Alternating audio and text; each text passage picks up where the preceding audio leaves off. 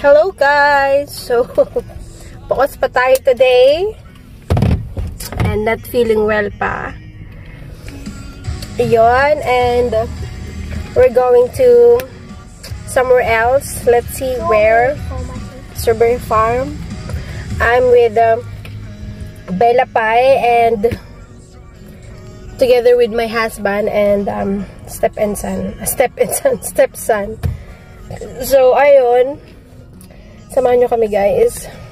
Kumain ako sa car kasi gutom na gutom ako. Anong oras na ngayon? Alas 10 na. Ayan. At dahil uwinom akong gamot, so kailangan ko kumain. To those who don't know me yet, I'm Jerima, living here in South Africa. Where are we going, Mahal? Paul. Paul.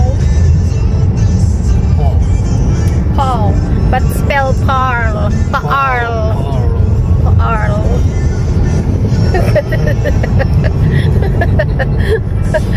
Come with us, guys. We're gonna go to Paarl. This is called Babylon's Toren. Where? Babylon's Toren. It means like Tower of Babylon. Okay. So, see you guys later. Bye. Dahil nakisama ang panahon ngayon, so let's go guys! Ayan, nakarating na kami dyan. So, after 1 hour yata namin biyahe, so finally, we're here! So, bago kami makarating dun sa mismong reception, dinaanan namin yung Orange Farm. Sobrang nakisama talaga yung panahon ngayon kasi ang init niya. Siguro pa, parating na yung summer. Kasi lately, hindi na siya masyadong maulan. Ito pala yung kabuuan ng farm. So, diba, ang laki niya. Hindi namin alam kung malilibot namin yan today. So, tara guys, let's start walking na. Ang dami ding palang tao dyan nung araw na yan. Siguro dahil maganda yung panahon, kaya ngayon ay magandang maggala-gala. Meron nga pala kaming nakitang donkey dyan. Alam nyo ba guys, na ang salamat sa salitang African ay donkey. Lagi mong maririnig yan dito. Lalo na sa mga stores, mga ganon. Actually, kahit saan maririnig mo siya. Tinry ko palang pakainin yung donkey sa kamay ko. Mababait naman kasi sila. Tingnan mo tong asawa ko, nag-enjoy haplos-haplosin yung donkey. Buti pa yung donkey na haplos. Charot, joke lang guys. Actually, sobrang sweet din talaga ng asawa ko. Donkey nga na haplos, ako pa kaya. Ha. Anyway guys, back to the gala na tayo. Sobrang amazed na amazed nga yung mga batas nung nakita nila yung mga manok. Tapos may nakita din kaming turkey dyan. Can I touch the turkey? You can try, but I wouldn't. But yeah. Turkey's not a chicken, right? Yeah. Jesus, you can try, but like this guy's gonna get a horrible surprise. I'm trying to use the stick on that turkey. Tuwang-tuwa talaga yung mga bata. Dati naalala ko may alaga din kaming pabo sa probinsya dati.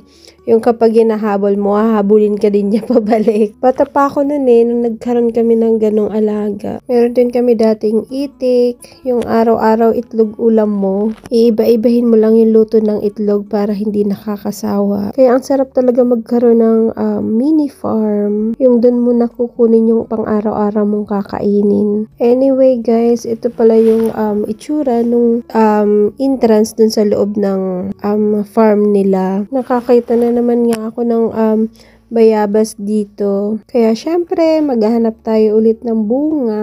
Kasi sabi naman sa reception, pwede mong kainin yung makikita mong bunga dito. Sa loob ng farm, bawal mo lang siyang iuwi. Is there strawberry? Go hard. Where's the strawberry? There! You wanna? Where's the strawberry? That one, I guess. Try this one. I want strawberry. This one also. Which one? This one? Yeah.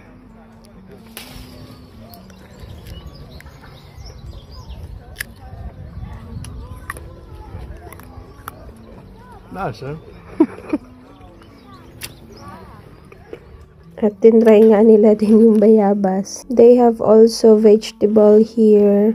Kale, cabbage, lettuce. Meron sila dito. At kung ano-ano pa. Yung bahay kubo South African version din nila. Meanwhile, abay syempre imot-imot din kaming dalawang mag-asawa. Alangan naman puro gulay Di ka sabi ko sa inyo hindi lang sa donkey. Sweet ang asawa ko. Ala bakit ako yung napabatanggen niya?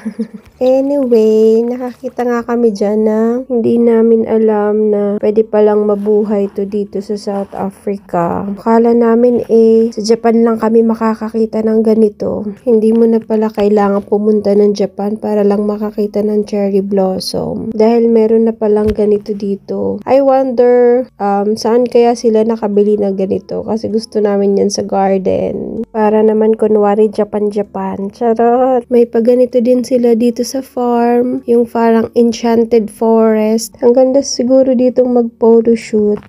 Ay, kung may kasama lang ako magaling mag-photoshoot, baka ang dami ko ng pictures dyan. Kaso wala dun sa blay ang asawa ko. Nobody's perfect talaga. But anyway, video na lang tayo guys. Wala na tayong magagawa mahal mo na. Ba't adan? Ba't adan?